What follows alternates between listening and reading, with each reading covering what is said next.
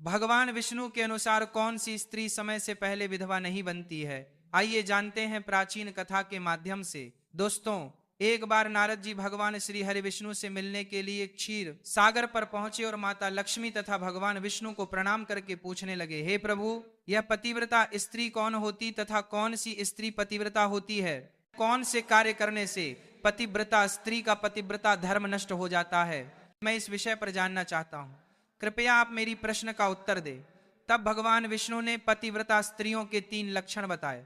जिस भी नारी के अंदर ये 3 लक्षण होते हैं, उसे स्त्री का वंश शुद्ध होता है, उसके घर पर लक्ष्मी निवास करती है, उस नारी के पति के साथ ही पिता के भी इन दोनों कुल के लोगों को स्वर्ग की प्राप्ति होती है। जो स्त्रियां पतिव्रता होती है वह मृत्यु के पश्चात विष्णु लोक को प्राप्त करती है।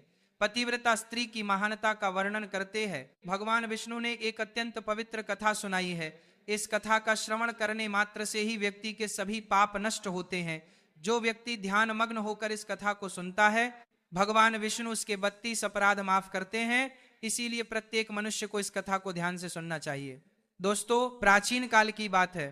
मध्य देश में एक अत्यंत शोभायमान नगरी थी। उसमें एक पतिव्रता ब्राह्मणी रहती थी। उसका नाम था शैव्या। शैव्या का पति पिछले जन्म के पाप कर्मों के कारण इस जन्म में कोढ़ी हो गया था, अर्थात उसे कोढ़ का रोग हो गया था।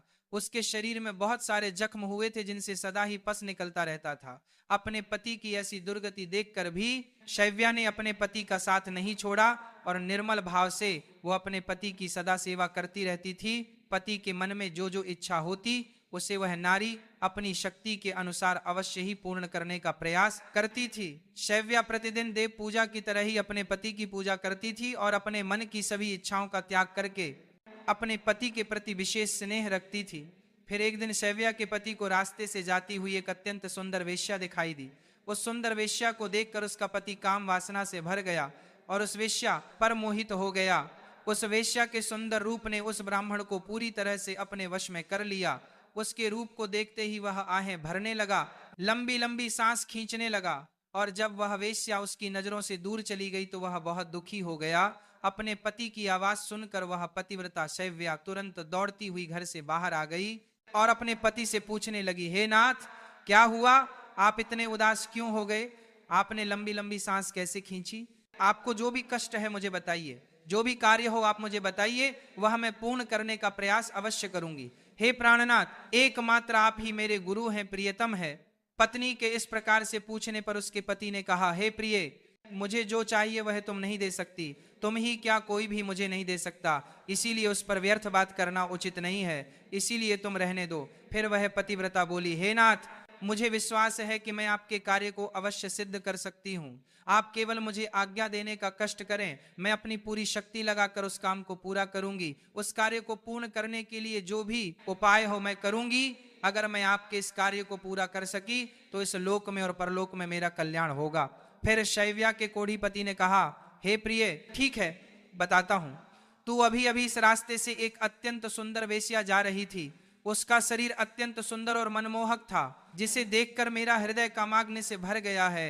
यदि तुम ऐसा कोई उपाय करो जिससे वह सुंदर वेश्या मुझे प्राप्त हो जाए तो मेरा जन्म सफल हो जाएगा। हे देवी, तुम उससे मेरा मिलन करवाकर मेरी कामाग्नि को शांत करो। पति के द्वारा ऐसा कहने पर वह अत्यंत दुखी हुई और बोली, हे नाथ, आप धैर्य रखिए, मैं आपके इस कार्य को अवश्य सिद्ध करूंगी और उस वेश्या से आपका मिलन करवा दूंगी। इतना कहकर उस पतिव्रता नारी ने मन ही मन कुछ विचार किया और फिर रात्रि के अंतिम प्रहर में उठकर वह गोबर और झाड़ू लेकर घर से चली गई। जाते समय उसके मन में बड़ी प्रसन्नता थी।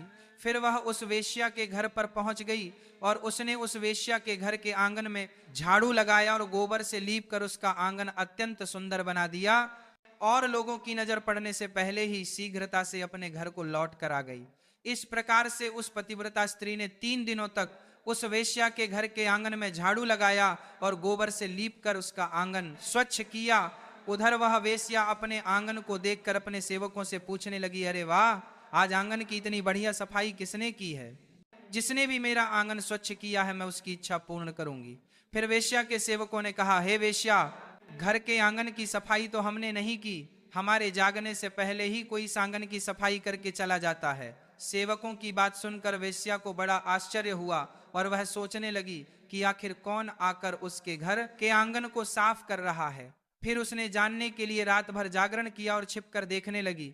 तभी उसने देखा कि रात्रि के अंतिम प्रहर में ब्राह्मणी आकर उसके घर के आंगन को साफ कर रही है। ब्राह्मणी को देखते ही वह वेश्या बोली, हाय हाय, हे देवी, आप यह क्या कर रही हो? क्यों मुझ पापी स्त्री के घर का आंगन साफ कर रही हो? मुझे क्षमा करो, आप ये काम मत करो। इतना कहकर उस वेश्या ने उस ब्राह्मणी के पैर पकड़ लिए और कहा, हे पतिव्रता, आप क्यों मेरी आयु, यश, संपत्ति, कीर्ति का विनाश करने की चेष्टा कर रही हो? मैंने कौन सा अपराध किया है? हे साध्वी, आपको जो चाहिए वह मांगो, मैं बिना सोचे ही आपको दे दूंगी, किंतु आपको यह कार्य शोभा नहीं देता है।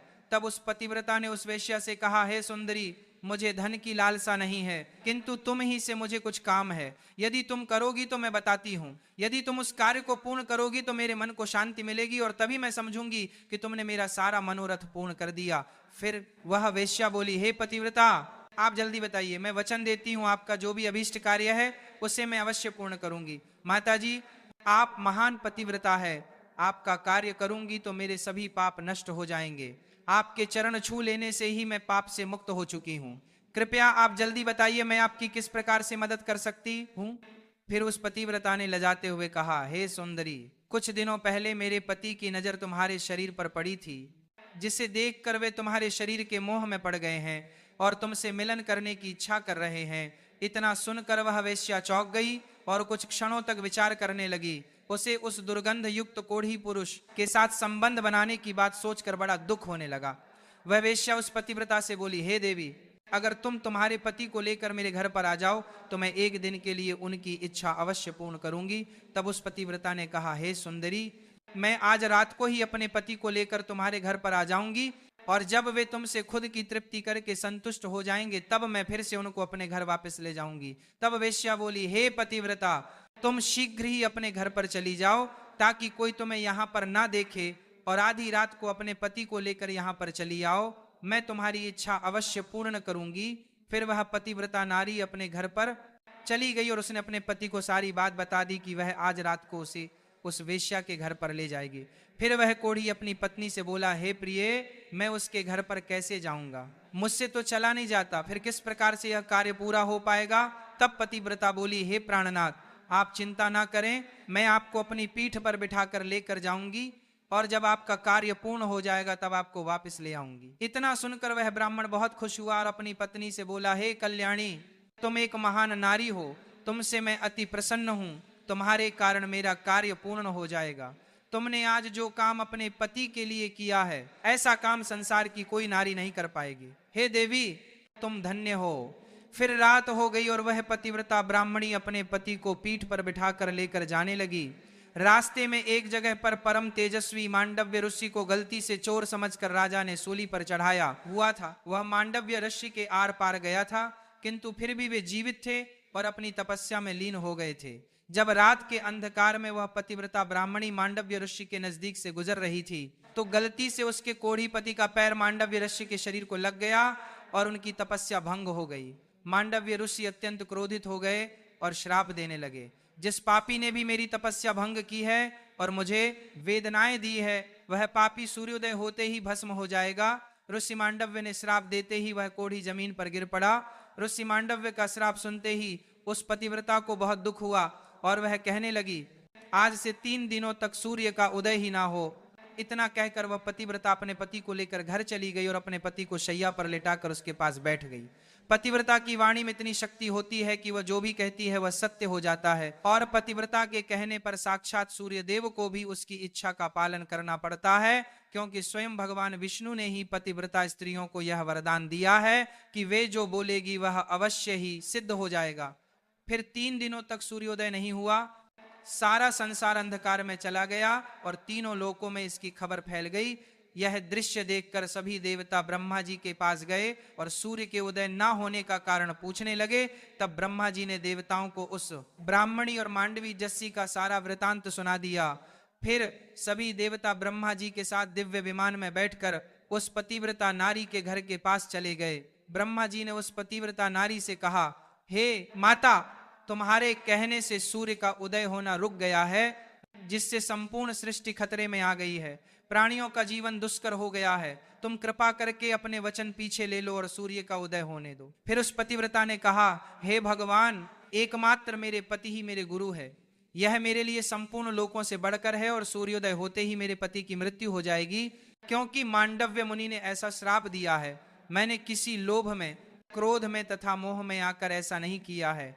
मैं केवल अपने पति के प्राणों की रक्षा करना चाहती हूँ।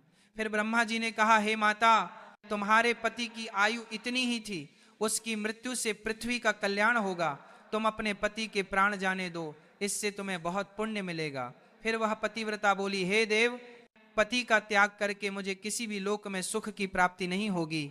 मेरे पति मेरे लिए ईश्वर है, इसलिए मैं उनका त्याग नहीं कर सकती। फिर ब्रह्मदेव ने कहा, हे कल्याणी, तुम्हारे इस पतिव्रता धर्म से मैं बहुत प्रसन्न हूं। तुम अभी इस हठ को छोड़ दो और सूर्य का उदय होने दो, जिससे सारा संसार स्वस्थ हो जाएगा और हमारे आशीर्वाद से तुम्हारा कोढ़ी पति भी कामदेव के समान सुंदर हो जाएगा। ब्रह्मा जी द्वारा ऐसा कहने पर उस पतिव्रता ने थोड़ी देर विचार किया और उसके बाद हाँ कहकर स्वीकृति दे दी और फिर सूर्य का उदय हुआ। फिर मांडव्य मुनि के श्राप के कारण तुरंत ही उसका पति जलकर भस्म हो गया और फिर उसकी राख से अत्यंत सुंदर कामदेव का समान रूप वाला उसका पति बाहर आकर खड़ा हो गया। ये चमत्कार देखकर वह पतिव्रता अत्यंत प्रसन्न हुई और फिर स्वर्ग लोक से एक अत्यंत तेजस्वी विमान आया और वो पतिव्रता नारी अपने पति के साथ बैठकर स्वर्ग लोक को चली गई। तो दोस्तों, इस प्रकार से पतिव्रता नारी में संसार को भी नष्ट करने की शक्ति होती है। पतिव्रता नारी के सामने बड़े बड़े देवताओं को भी झुकना पड़ता है। इस प्रकार से भगवान विष्णु ने यह कथा सुनाई है।